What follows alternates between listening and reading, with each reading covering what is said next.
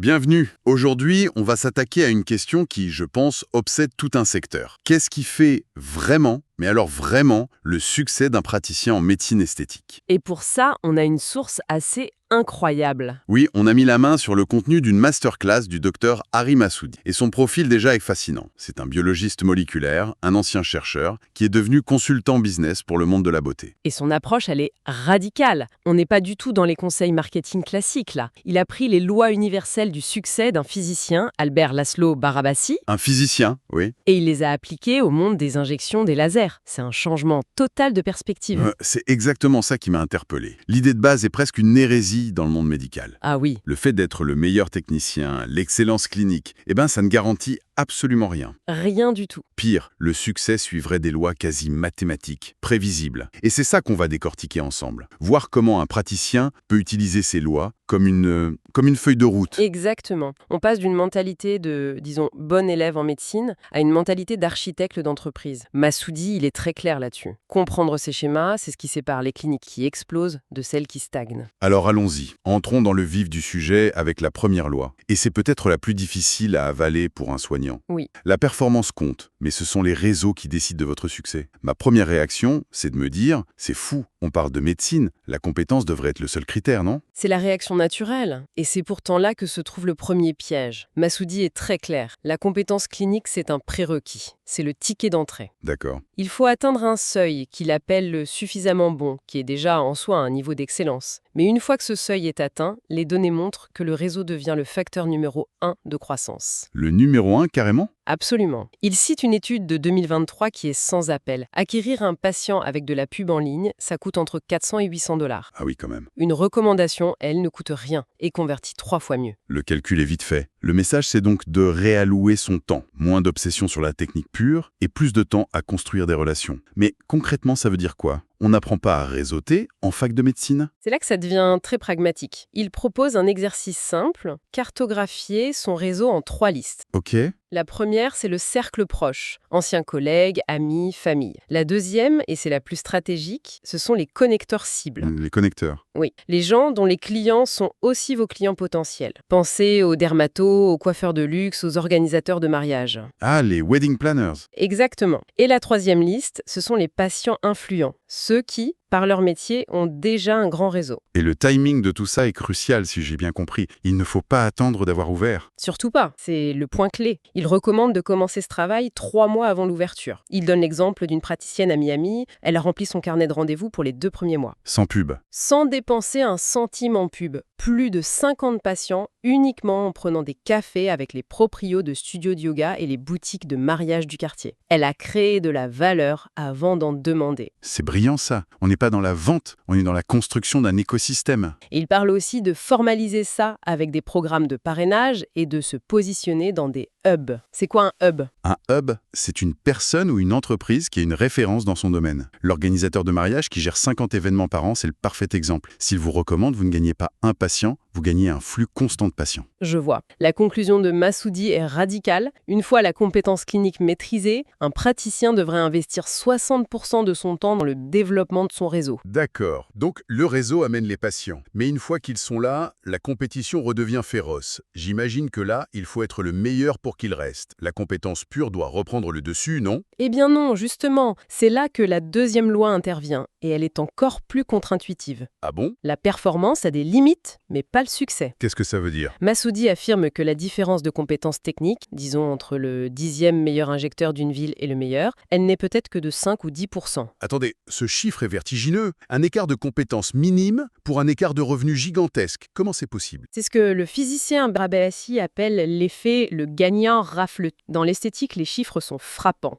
Les 10% de praticiens les plus en vue réalisent 47% de toutes les ventes de Botox et de produits de comblement. La moitié, quasiment. Presque. Et ce, alors que les scores de satisfaction des patients, entre eux et les autres, sont très très proches. Ça prouve que la compétition ne se joue plus sur le terrain purement clinique. Alors si ce n'est pas la technique, sur quoi ça se joue? Sur ce que Massoudi nomme les intangibles. Une étude qu'il présente montre que la satisfaction des patients est plus liée à la qualité de la communication communication qu'aux résultats millimétrés du traitement. Il faut donc créer une différence ailleurs. Voilà, par exemple, développer un style de consultation signature. J'adore l'exemple d'utiliser un iPad pour esquisser en direct avec le patient les résultats attendus. Ça transforme la consultation en collaboration. Ça change tout. On n'est plus un patient passif, on devient co-créateur. D'autres exemples de ces intangibles. Créer des moments mémorables, un geste simple comme offrir une coupe de champagne après l'intervention ou construire une marque personnelle très distinctive, l'expert du regard, le spécialiste de l'esthétique pour hommes. C'est malin. Il parle aussi d'une tactique psychologique fascinante, le biais de récence. On accorde plus d'importance à la dernière information reçue. Le conseil est donc de tout faire pour être la dernière consultation d'un patient. Comment on fait ça? On demande au patient de voir d'autres confrères avant? Exactement. On peut lui dire « Je vous encourage à prendre d'autres avis, notez bien vos questions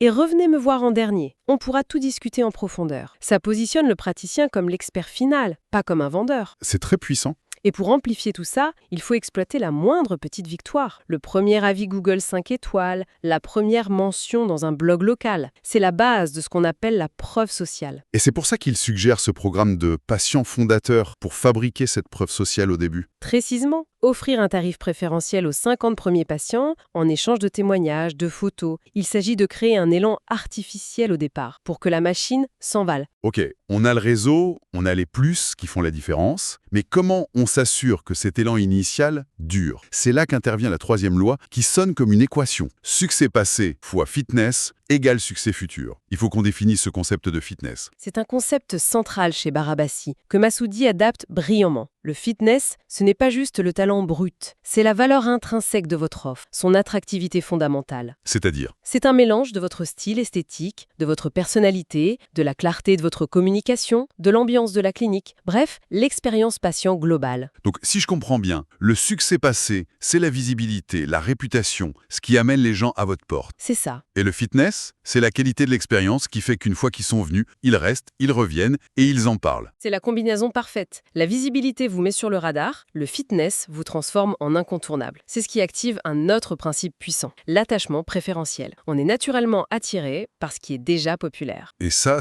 met une pression énorme sur le lancement. Absolument. Et il y a des chiffres pour appuyer ça. J'imagine. Des chiffres qui font froid dans le dos. Une étude de 2024 a suivi des cliniques dès leur création. Celles qui ont réussi à booker plus de 20 patients dès leur premier mois Oui, avaient un taux de survie à 2 ans de 92%. Celles qui en ont eu moins de 10, seulement 34%. c'est un écart abyssal. Ça veut dire que le premier mois détermine presque l'issue de toute l'aventure. C'est terrifiant et stimulant à la fois. Totalement. La conclusion, c'est jamais lancer à froid. Il faut orchestrer cette première vague, construire une liste d'attente, organiser un événement de pré-lancement VIP, s'associer avec un influenceur local. Et même la stratégie de prix est contre-intuitive, il me semble.